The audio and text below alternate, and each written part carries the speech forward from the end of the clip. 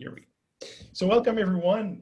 This is our second virtual cooking workshop for San Jose State University residents. We are partnering for a second time with WHISK. So a few words about our cooking workshop. The idea is to organize student-led workshops in which students cook simple recipes with healthy ingredients, cheap ingredients, that can be purchased around campus to help residents build their cooking skills. And some students can log in live, and some other students can watch this later. So without further ado, I'd like to introduce Professor Jamie Kubota, which is a professor here within the Department of Nutrition, Food Science, and Packaging. And I'll let her introduce WHISK. Jamie is also the director of WHISK. Thank you, Etienne. Yes, so WHISK is a new program on campus, and you said exactly what we do. We provide student-led cooking demonstrations and nutrition education for our campus community. So it gives our nutrition students an opportunity to go out into the field and practice what they're learning in the classroom. So tonight we have with us 4 senior nutrition students. Lauren Faro, who's going to be leading, Nandini, Alyssa, and Ryan, I believe, are all on the call as well. So feel free to ask questions, put things into the chat. You can also unmute. This is rather informal, and ask questions as we go along about cooking, about nutrition, about health and wellness. We're here for you, so please feel free to engage as much as you can, and we're looking forward to this. Thank you so much.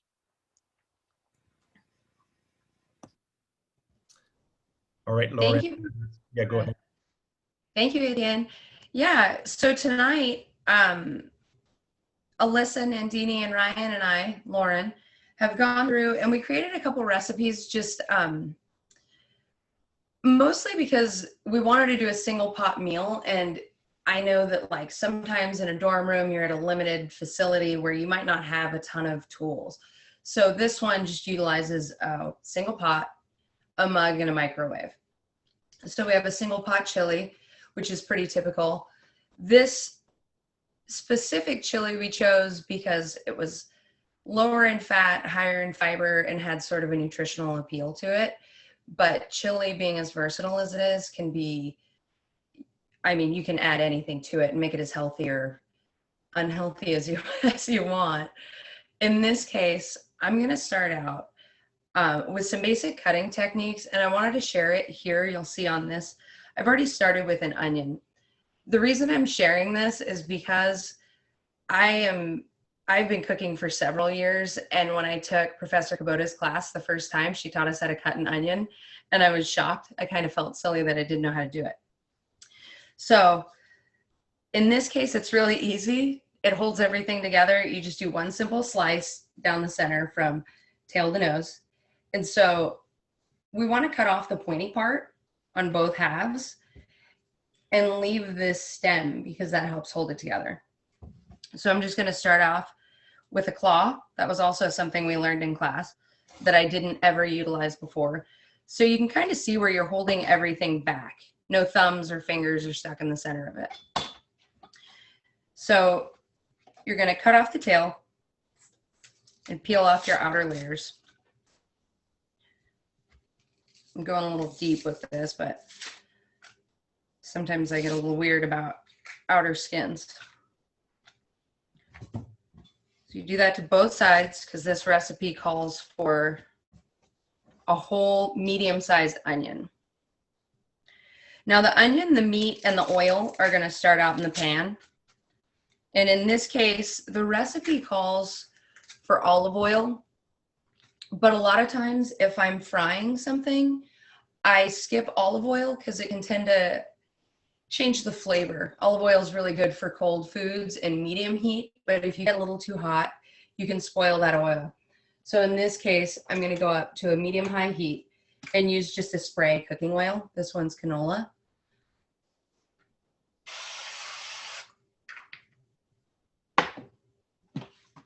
I'm going to get the meat started. We're using a lean ground turkey in this recipe. You could use beef if you prefer it. The reason we chose this in this instance was because it's lower in fat, still high in protein, and has a lot of nutritional value with that, especially if you're watching how much fat you're eating. So again, I'm going to use my claw here. It's harder at this angle because I'm right-handed. But what we do is we're going to take this knife and go through and go for, you want your cubes to be about the same size. So I'm going to start with my claw. I'm avoiding the claw. Lauren, is there any reason to prefer spray to regular bottles of canola oil? I just do it because it's easy. Yeah. Honestly, it says 2 tablespoons of olive oil, which is fine. Sometimes I tend to get a little bit too liberal with the oil. So I feel like with the spray, it gives me like quick coverage and not using too much. Yeah.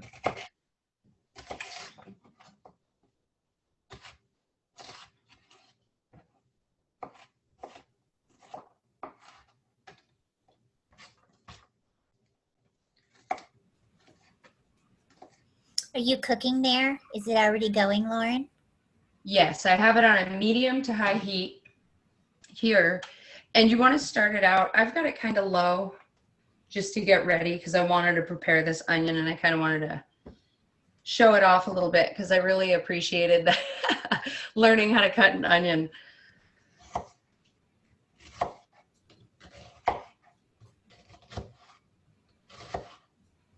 Oh, it looks good. So as this cooks, you know, again, the reason we kind of stuck with the garbanzo bean turkey chili was because it's kind of a lower calorie chili in comparison to what you'll find out there. And it still had a fair amount of flavor. Missed a couple here. So when I made this last night in a pre-run, chili is one of those recipes that kind of gets better the longer you let it cook. And so it makes really good leftovers. And if you are somebody who's living alone or living in a dorm, this is something that you could share with a fair amount of people. But you could also meal prep this as well and put it into jars or Tupperware and save it in the fridge for, 4 to 5 days. So if you did this on a Monday night like tonight, you could have lunch or dinner throughout the week. Is it possible to freeze it for students that might have access to a freezer? Absolutely. In fact, being I made it last night, that's what I plan to do, is to put it in single serve packs and just have it in there so that I could take it with me. So as this heats up, this is a good time to salt and pepper it. And, as the saying goes, you just kind of salt and pepper to taste. So for me, I kind of, from cooking for as long as I have, I just kind of know what I like. But the glory of that is you can always salt and pepper it at the end as well.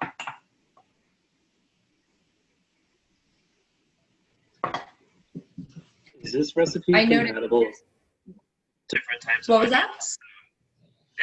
Could you use like a purple or a red or a yellow onion here or green onions? Is there a favorite, or are they all pretty good? I save my green onions for the end. I'll top it. But as far as red or yellow onions or purple, you could use whatever you like. And again, that's kind of the cool part about chili, is any one of these ingredients are fairly interchangeable. It's the spices that carry it. So in this recipe, we have just a basic chili powder. We're using cumin and oregano, which are kind of like typical Southwestern spices. They give you that smoky flavor and that red color,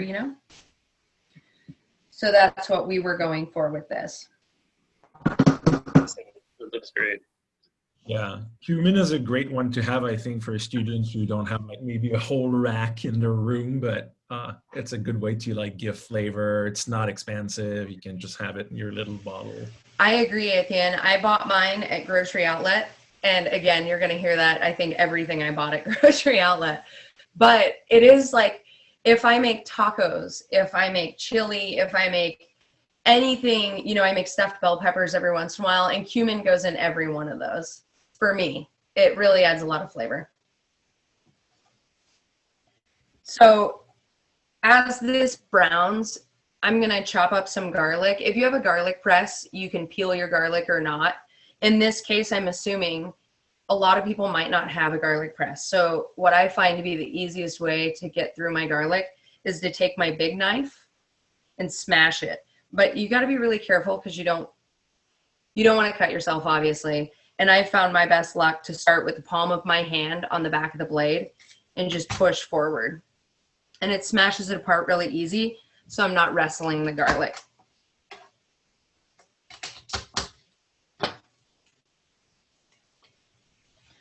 Scrap bowls are also nice to have when you're doing like a big meal, so that you don't have to keep reaching in and out of the garbage can, which can kind of be a sanitation thing. Yeah, that's a great tip. And then again, just with your garlic, it's not as much like the onion where you're not looking for uniform pieces. I just keep my hand on the back and roll the blade across it and just get little pieces. I know it's a little bit far away for you guys to see. And I hope it's not getting too steaming. No, we can see the pot quite well. Okay, great. So I do, in the recipe, it suggests to drain the fat. I used a leaner turkey, which really didn't yield that much fat. And sometimes when it's a big hot pan, it's not really worth worrying about. I do every once in a while take a handle of my pan and tilt it, and I'll just scrape everything to one side and let it drain, and have sort of like a grease jar or some sort of receptacle to spoon it out. Because with a big pan like this, it's a little hard to get that grease out and drained. Lauren, are we able to substitute the turkey for maybe like Impossible meat or Beyond Meat? Yeah, actually, that's a great idea, Alyssa. If you're vegetarian or vegan, that's a quick way to change this recipe and make it accommodate your needs. Another thing about that is last night when I made it for myself, I had some mushrooms and other things sitting around the kitchen that I kind of diced up and threw into it just to add more vegetables into it, which is always an option if you like more vegetables. That was going to be my question is, you know, could you take the same recipe and just bump? Just add beans in and make it all like a bean chili? Yeah. You know, throwing in black beans and kidney beans, you know, corn is another one that I always like to throw in chili. I feel like corn gives it a little bit of a sweetness and texture change.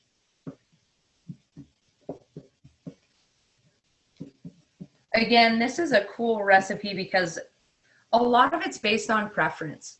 You know, if you don't have any skill or, you know, you're not that comfortable changing recipes, it's a great start.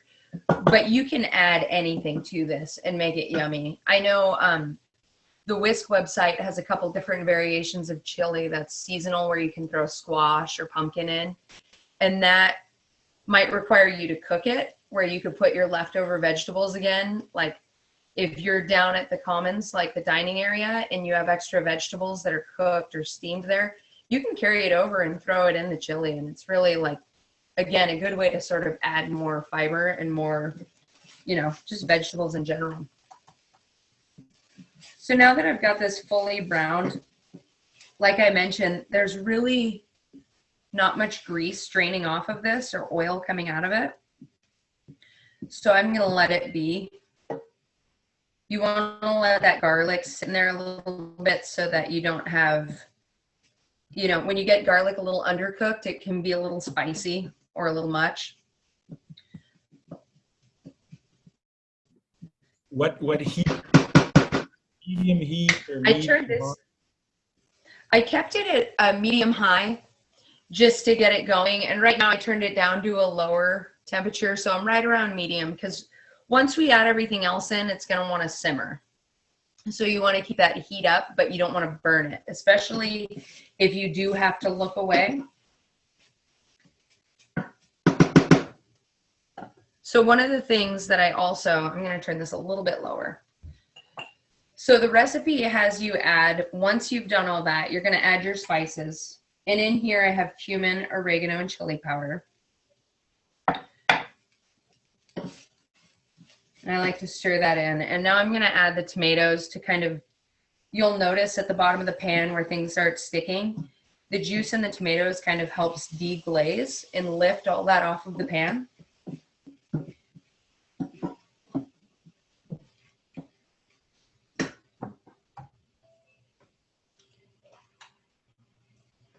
And just a little note, the recipe called for 28-ounce cans. I even found myself walking through the store looking for 28-ounce cans. It's the same as 2 average size cans. So you just, you know, when you start adding up how many cans of food are in here, it's a lot. So I would suggest, you know, this is a great, great meal prepping meal. I was going to ask you, Lauren, let us say that I don't have chili powder, but I have paprika or even smoked paprika. Do you think that you can use that also, or is that going to change things too much? You can. It will change your flavor profile a little bit, you know, but I do think that one of the best resources that we have now is Google. I go there all the time to substitute ingredients. Now, I didn't prepare these peppers either because I really wanted to go through this as well. I always struggled with cutting and fishing all the seeds out of peppers, and it seems silly, but when you find yourself doing it, it's kind of a real struggle. So I always, again, I think this is something I learned from Professor Kubota: cut off the top, cut off the bottom, and you can cut that in half. And here you can really easily fish everything out of the center. And you have easier pieces to work with. So we'll cut these into little strips with our claw.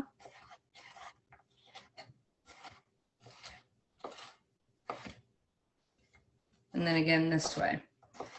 Yeah, that's a good tip too. I know I learned something tonight. You know, the chopping in one of our food production courses we take as nutrition students, it was one of the most helpful classes, you know, because you pick up habits along the way. And, you know, when you're cooking in your own kitchen for a long time, you pick up bad habits. You know, we're not professionals by any means. It's fine. But, you know, these were just little helpful tips that I really wanted to share because they meant a lot to me. Yeah, I'm really impressed. I don't think anyone like taught me to cut anything except meat. So like tackling these vegetables, my mind is blown. Well, Professor Kubota is kind of a kitchen wizard for all of us. So I do say, like, even at, you know, 32 coming into her class, I learned a lot. Awesome. That's so nice to hear. Professor Kubota is writing on the chat. I want to say out loud for those who will be watching this later that if you're using smoked paprika instead of chili powders, might be a good idea to also use hot sauce if you like things hot to kind of add flavors to it. And I want to stress also, I think Lauren gave a really good tip, right? Like Googling ingredients when you're not sure if you can substitute one. I think that's a really important tip because often students might think, I don't have all the ingredients, so I can't cook the recipe, but there's a lot of things that you can just modify and tweak. So if you're missing one ingredient, that doesn't mean you can't cook, right? You can just try it a different way and maybe it's going to be as good. Absolutely. I like to hear that because, you know, I tend to get trapped in my own kitchen and in our own cooking ways. And since I've been working with WHISK and Professor Kubota, I've actually referenced her website a lot and her recipes because you get kind of stuck. And if you don't think to sort of reach outside your own comfort zone, you kind of miss a lot. Do any of you want to share the URL of the website for those of you who are watching this later, and so that they can easily find it? Yeah, I think we did earlier, but it's really easy. I'll put it in the chat. It's just sjsu.edu/whisk, as in kitchen whisk. So sjsu.edu/whisk. And we post all the recipes that we use for our demos that go on our Instagram, etc. Yeah, we're also on Instagram. So at WHISK_SJSU. And then we have kind of a partner program called CHOP, which is cooking healthy for optimal performance, kind of geared towards our athletic community. And that's at CHOP_SJSU. So all of those provide really easy, convenient, budget-friendly recipes for busy college students.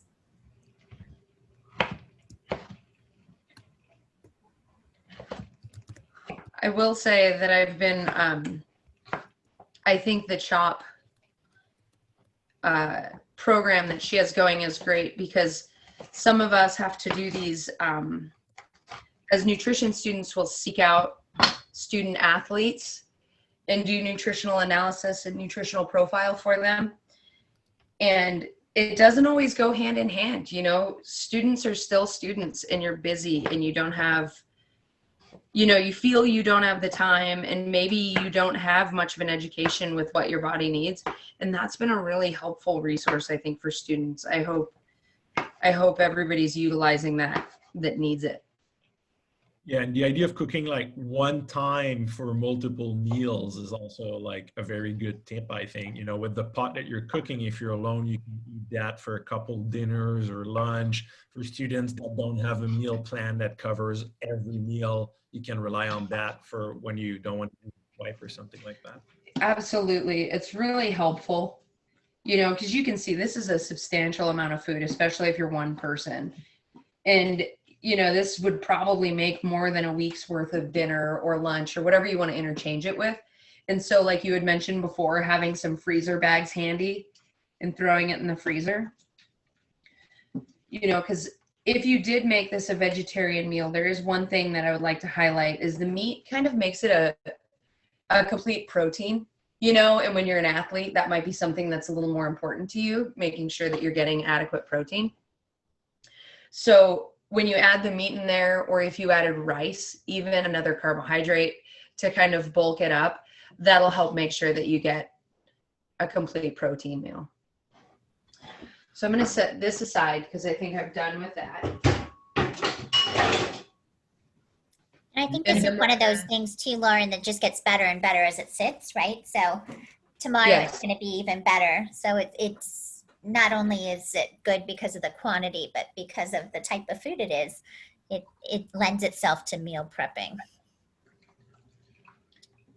Absolutely. It does get better. The longer you let it cook, the longer it sits in the fridge, it gets soupier. It turns, like, the sauce gets a little richer. So here you can see it's a little dry. And so we add 2 cups of chicken broth. And again, if you were going to change this to where you didn't want meat in it and you were going to use, you know, like Impossible or the Incognito or any of those type of things that are coming out, you could substitute that for vegetable broth. It's really just to sort of thicken it up. Or not thicken it up, but sort of give it a base to melt into. And those substitutes are really becoming, I eat meat, and for a long time I thought that the meat substitute were not amazing, but the recent one I've tasted are like really different than the first one that came out. So like the Impossible burgers, and also there's a sausage that I don't know what the precise name is, but for those of you who just want to try to eat less meat or just try something different, it's worth it. I would say that I use them quite frequently because my husband has gone vegan. The rest of us have not, but my husband has. And so we try to accommodate his preferences. Impossible also has now like a ground meat out. So they were selling just their burgers, but they have a ground meat that you can use in place of hamburger. It looks just like hamburger and it works really well. Yeah, a lot of the newer non-meat proteins are actually quite good. I just tried that one recently, and that one's by far my favorite because I've tried the Beyond Meat before, and it's personally not my favorite. So I think the Impossible meat is really good. It's probably the closest to like regular meat. Hmm. I have to say that my kids and I don't eat it as much. I usually make 2 of everything, but it's not bad. It's not bad. I personally, if I'm going to go meatless, I just prefer to have like beans or lentils or something else that's just a plant-based protein. So we do a lot of that as well. I agree with that, Professor Kubota. I tend to worry sometimes about the processing of the meat substitutes, or just really maybe as a nutrition student, hyper concerned where I probably shouldn't be. But I do think about that. So we often like try to seek out things like, we always joke about rice and beans being like a good complete protein, because if you source different types of plant protein and combine them, you'll often find that you'll end up with a complete protein. Mm-hmm. Rice and beans are like a good one. That's why I suggested throwing rice in here. Well, the other thing is those plant-based proteins are not all of them, but the new ones like Impossible and the others are actually pretty expensive. So if you are on a budget, using the actual plants, so beans and lentils are going to be a little bit more budget friendly. Yeah. I didn't really think about that. I haven't been purchasing them, so I didn't really take a look at that, but it's good to know. What kind of other beans could be used in that recipe? I'm asking all the nutritionists in the room. I always prefer black beans. I know black beans are high in vitamin B, because I know garbanzo beans isn't a complete protein. So we could always add maybe like black beans, maybe even like kidney beans. I was thinking lentils would also be a good addition as well. I tend to do things, I like black beans in some ways and I like white beans in other ways. I feel like they give a different feel to the dish. Like when you add white beans to a turkey chili or a chicken chili, it just makes it feel lighter. And then when you're using the black beans, it resembles more of a darker meat, like a red meat. So it just has a different feel to it. So I kind of like to use them separately. And it really just changes the flavor profile to me. Yeah, good.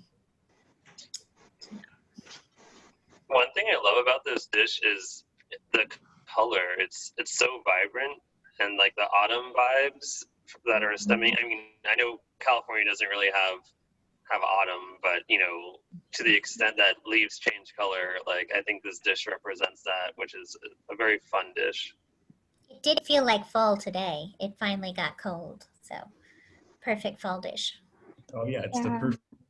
I think this dish is like very perfect for our current weather, and like for the fall season, it's also perfect for the upcoming holidays. Even if, just to make it yourself, you could just have a few people over, and then, just it's something easy and quick to make. I guess this is a dish you could say you could fall for. Good one. On that note, this is kind of typical, but I love cornbread with it. And cornbread can kind of, I found it in a couple different ways where I've made like intense homemade recipes that come out maybe not as good as I expected, or I end up with a box that comes out perfect, but it has 1,000 ingredients in it, most of which I don't know what they are or care to eat really. So the girls and I were looking for a quick recipe that was sort of easy that you could make in a microwave, kind of like our last thing. So we found this recipe it's pretty neat. It's limited ingredients.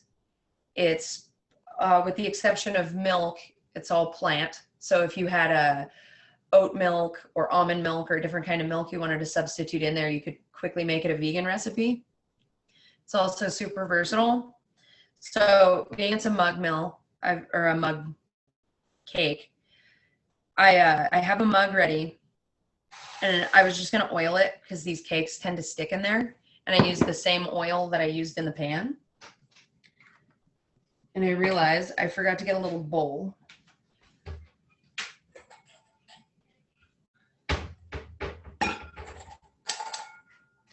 So in here, like everybody else's kitchen, there's stuff in every bowl. I've got it's a really simple recipe, and it's just, it's one thing I found about it. We're using white cornmeal. You could really use any cornmeal. You could use blue.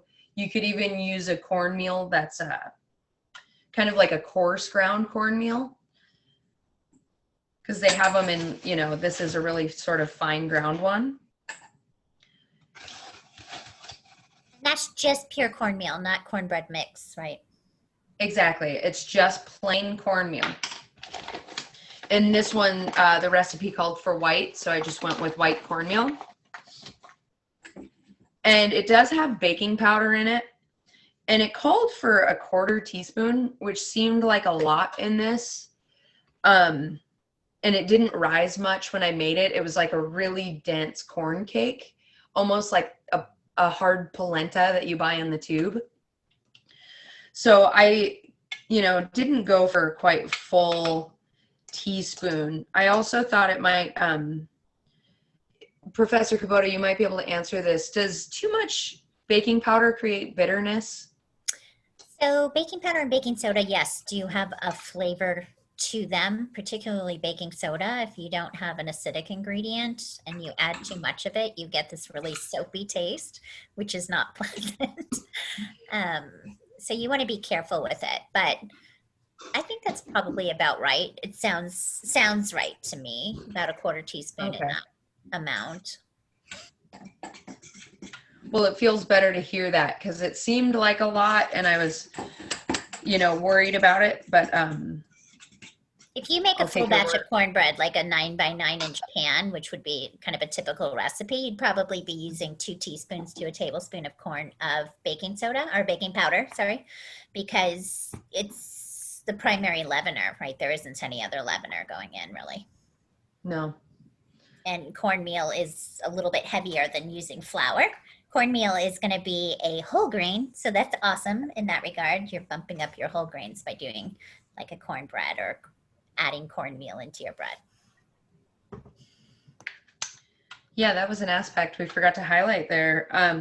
Something else that we were putting into this, instead of using sugar, we were using applesauce. And I got these little applesauce packets because you just open this little applesauce thing and you can screw the cap on and store it for a day or 2 in the fridge. That way it kind of reduces waste, but you're also not adding a ton of sugar to it. Yeah, that's a And good. applesauce is great for using as an egg substitute. I mean, I use it all the time for baking. So it definitely, for me, I feel like it increases, like, you know, the flavor of the applesauce, and it makes it more fluffy, which is for me more enjoyable. So about like 1 cup of applesauce is like equivalent to like 2 eggs. So I just find it pretty useful to just have it around the house. I was going to say you can replace oil too. So if you're making like a quick bread, a pumpkin bread or something like that, you can replace some of the oil with applesauce instead and lower the fat content that way. And you get that flavor and the moisture from the apples. Yeah, that's another thing we learned tonight. Applesauce is magical. It has a lot to offer. It's our sweetener and our egg in this. I am adding a little bit of oil. It's 2 teaspoons. And then there's a tablespoon and a third of milk, which is essentially a tablespoon and a teaspoon. And there's no real tricks to this. You know, once you mix your cornmeal and your baking powder together, you can put your oil, your milk, and your applesauce in. And you'll see you're going to get sort of a dense paste. And it mixes fairly quickly. I like the fact that you chose a baking recipe. If you're like me, you're not afraid of cooking, but I'm still very afraid of baking because you can't control it and adjust it as much. So I think it's really good to have simple baking recipes to like break the ice and maybe incite some students that have never baked before to try, you know, cook a cornbread and build from there. Yeah, I can definitely vouch for the fact that just because you're a cook doesn't mean you're a baker. We've had this conversation in my classes before. So I'm actually trained as a pastry chef, and I love to bake, but you can be you have to be precise when you bake. Baking is a matter of following ratios and using very precise techniques. And there's a lot of really small work that happens, and it can be a little bit redundant. And a lot of cooks don't like that. But, you know, you can also be that way when you're cooking. You can be very precise when you're cooking, and it's not a problem. It's a problem if you're not precise when you bake, but it's the other way around, doesn't matter. So oftentimes bakers will cook, but cooks don't like to bake. So you'll see pastry chefs that are actually quite good in the kitchen and do well on things like chop. But on the other hand, usually the chefs or the savory cooks have a little bit of trouble with baking. Yeah, it definitely has a science aspect to it that's hard to grasp for some of us. In this recipe in particular, last night when I made it, it was really dense. And so I started adding corn to it. And I had noticed that when I asked Alyssa, we were talking about all the different ideas, and she threw in, like, you could throw in jalapenos, you could throw in cheese. There's a lot of different things that you could just kind of toss into this. And I'm just using a tablespoon because it's such a small recipe. So I threw in like a tablespoon of corn to give a little bit of texture and just mixed it right in. And that's frozen corn, right? You just pull that out of your freezer and you're throwing it in frozen. Perfect. Exactly. And I was, you know, I didn't try it last night, but I was curious about like creamed corn, because I've had creamed corn recipes where you make your cornbread with a can of creamed corn.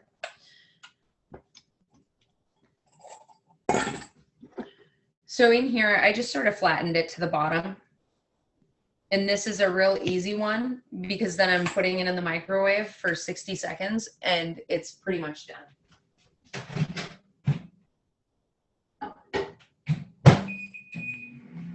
And I say pretty much because I put butter and honey on top of it because it just tastes better that way. 100. You don't need to do like intervals for this microwave cornbread compared to like the banana bread recipe that we did. No, this one I got lucky on. It was a solid minute and it was done. And as long as I oiled the mug, it popped right out. So hopefully tonight that'll be the same. And then this is kind of, I brought it up to a boil and then covered it and lowered the temperature down to medium. You can see it looks really vibrant still, but if you put this in a Tupperware tomorrow, it'll look more like your traditional chili in a sauce. It kind of blends down.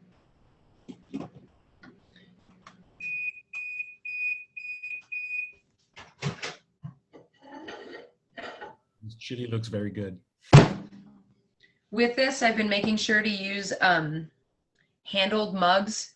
You could throw it in any bowl, but these cakes that like last meeting that we did, and then for this demo, this cornbread's pretty hot in there. So you don't really want to go grab it. You want to have like a little oven mitt or at least a handle on the mug if you can. And I'm going to throw it on a plate just to show that it actually comes out pretty solid. So you have a little cornbread cake. It does look like polenta. It does. It has that same texture. I bet it's delicious with the chili. I was going to say, you know, one of the things about microwave cooking, it's super convenient, but you don't get the browning that you get in an oven. So you're never going to get that little brown crust on there that you would get in an oven. I think that's why it resembles polenta so much. Absolutely. It definitely didn't brown. It is more like polenta. It's even on the top, you can see it dries out a little, but it has a really dense texture. So I just buttered mine a little bit and then just honey over it. And honestly, I found it kind of works best if you like to break up your cornbread into your chili. Some people like to eat it on the side like a biscuit, but I always kind of break it up into it. And if you go to grocery outlet, this is my favorite thing. It's squeezy honey. It's all natural, but you don't have to put a spoon in it or anything. And it makes it really easy to just sort of, well, I'll leave it there and let it rest, but it just drizzles right on top. And so now, you know, again, like we said with chili, it gets better with time, but you could turn this off and stir it up and serve it as is with your cornbread. And I put this cornbread on a plate, which isn't the best idea for chili, but. Lauren, going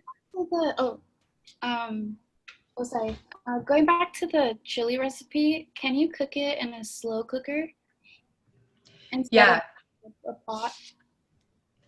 Chili is really cool like that. As long, like, my one suggestion to that is you're going to want to pan fry your meat first, especially if you're using beef. You're going to get a lot of fat to drain off of it.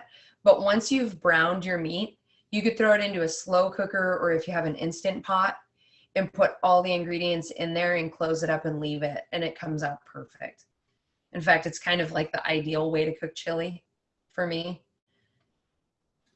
Can I ask you, well, you mentioned browning your meat. So for unexperienced cook, what's the purpose of that, of browning your meat?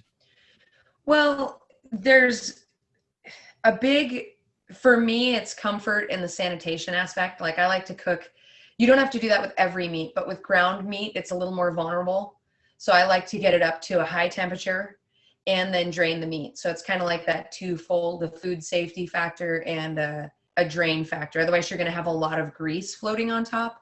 Maybe not so much with turkey or chicken, but definitely with beef.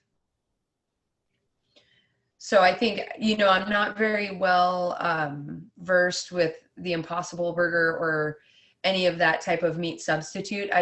Maybe somebody else could sort of comment on that. I don't know if you would have to brown that before throwing it in. So technically you could, if you didn't have an opportunity to brown it, or, you know, you didn't have a stovetop, you could technically put it all into the crock pot and let it cook together. And it would get up to high enough temperature that it, for food safety reasons, like Lauren's saying, you want to make sure that it's thoroughly cooked. It will thoroughly cook over that process. So you can do that. But browning it adds a level of flavor that you can't get from not browning it, right? So if you have the time and you have the resources and the equipment to brown it, you're going to want to brown your meat and maybe even cook off your onions and your aromatics, so the onions and the garlic together, just to add in an extra layer of flavor. But you certainly don't have to. This could be one of your dump meals where you just dump everything in, let it cook, and it will still be delicious, right? And we all need some of those meals. We all need to have, some days you just don't have time, and you know that you've got a busy week, a busy night, and you really need to be able to come home to something healthy and delicious. So having a few of those, I call them dump meals, that you can just dump in the crock pot and go, is really important. So this could be that way, but you can add in that extra level of flavor by browning the meat, and then, you know, hopefully browning your onions and your garlic, and you can even throw in your spices and toast them off, and it's just going to bump up the flavor. Yeah, that's very good. I think also this concept of dump meals, because let's say you're in a collective kitchen, like in one of the dorms, and a lot of people are cooking. Maybe you can't like occupy a burner for like an hour or something like that. So you can just like prepare your things on like in your workspace and then dump that. And when it's ready to cook, you just cook it. Although like if you do it like Lauren did it, then you can brown it. And then as Professor Kubota was saying, maybe you can add a little bit of flavor. It all looks delicious, I have to say. This question. Oh, go ahead. Oh, go ahead. I was thinking of other things you can do with this, because we're serving this with cornmeal. You can serve it in a bowl, eat it, you know, straight up. I was thinking like a chili dog would be an amazing little lunch for me, to put some of this over a hot dog. I don't eat hot dogs often, but if I'm going to eat one, this would be amazing to me to have like a chili dog. Or I was even thinking over a baked potato. This for me would be like comfort food over a baked potato. Or Lauren brought up earlier rice, putting it on top of rice. Yeah, I can see so many different ways to turn this into a meal. Definitely. And this question might be a little cheesy, but for those of us who love cheddar or like Monterey Jack, when would we put that into this component or to this dish? I like to do that when I'm serving it. Usually if I was making this for my family, I would have, you know, avocado and cheese, maybe sour cream, things set up to throw on top of it.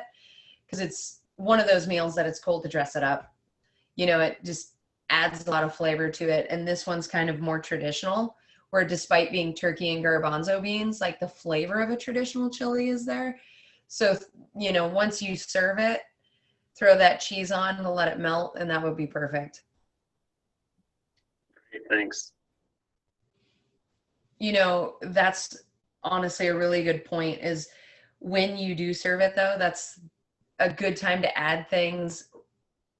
I always go for cheese, but you could add green onions, avocado, diced tomatoes, a lot of different vegetable components that you'd prefer fresh and might get a little bit more flavor out of.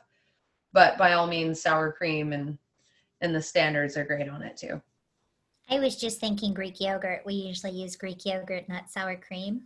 So a big dollop of Greek yogurt would make it nice and creamy too. Well, thanks so much, Lauren. Am I right to think those was the 2 recipes that you had prepared for us tonight, right? Yes.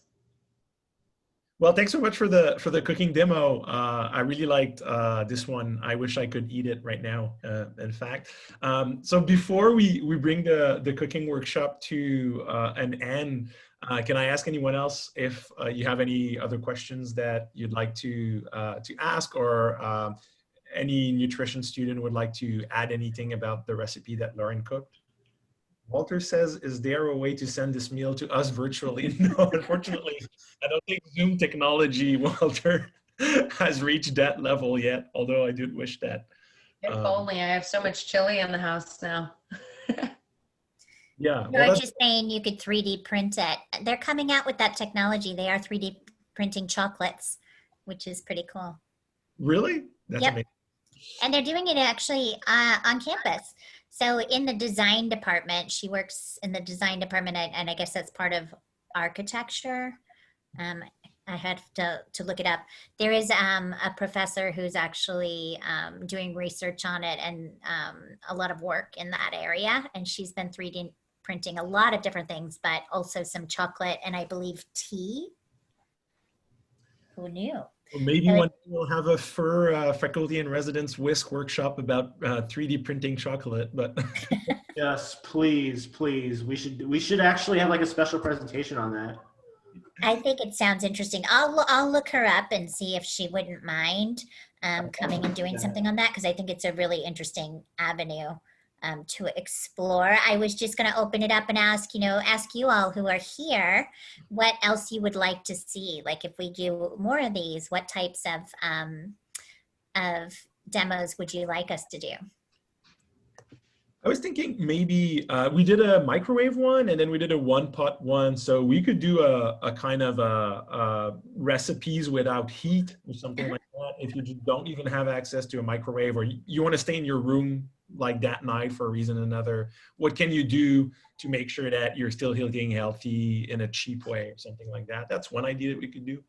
So no cook meals. Right. I guess, yeah, no cooking, just preparations or something like that. Walter, do you have a special request?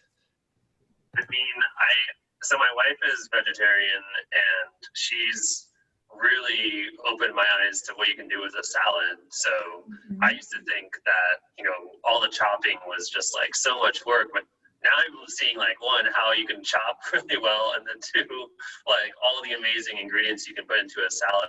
I think there's a lot of creativity there. So that might be a fun one. So we could also do one just on knife skills if we wanted to do one on, different ways to cut all the different fruits and vegetables. That'd be a great one to have recorded so people could refer back to it. Would be happy to